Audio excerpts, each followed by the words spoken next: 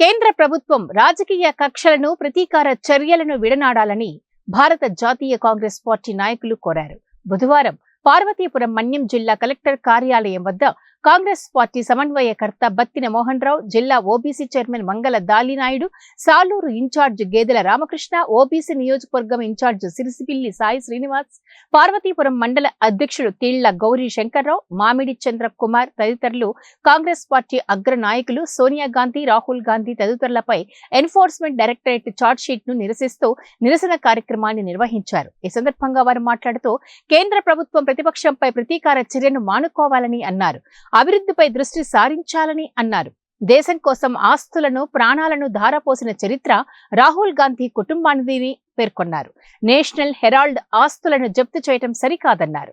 Sonia Gandhi, Rahul Gandhi ED chargesheet ను తక్షణమే తొలగించాలని అన్నారు. లేదంటే దేశవ్యాప్తంగా ఆందోళనలు మిన్నంటుతాయని తెలిపారు.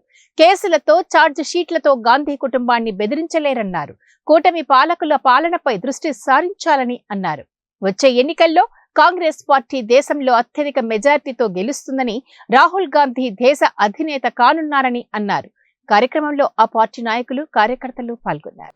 ఏదైతే నేషనల్ హెరాల్డ్ కంపెనీస్ దీని మీద సోనియా గాంధీ, రాహుల్ గాంధీ గారి మీద దొంగ కేసులు ఏవైతే పెట్టి వాళ్ళని ఇబ్బంది పాలు చేయాలని కుతంత్ర రాజకీయాలు చేస్తున్న బీజేపీకి దేశవ్యాప్తంగా నిరసనలు తెలియజేయాలనే దీని మీద ఆదేశాలతో మేము పన్యం జిల్లాలో ఉన్నటువంటి 4 నియోజకవర్గ సాలూరు, పార్వతీపురం, పాలకొండ, కురుపాం దీని మీద మేమందరూ వచ్చి వినతి పత్రం సమర్పించి చేశాము.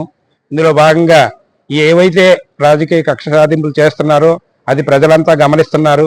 అవి మానుకొని రాజకీయంగా చేసి ప్రజాస్వామ్యాన్ని బతికించాలనే దృక్పథంతో మేమైతే పోరాటం చేస్తున్నాము. ఆ విధంగా మీరు పరిపాలన చేస్తే బాగుంటుందని చెప్తూ ఇలాంటి దుశ్చర్యలు, కుట్రపూరితమైన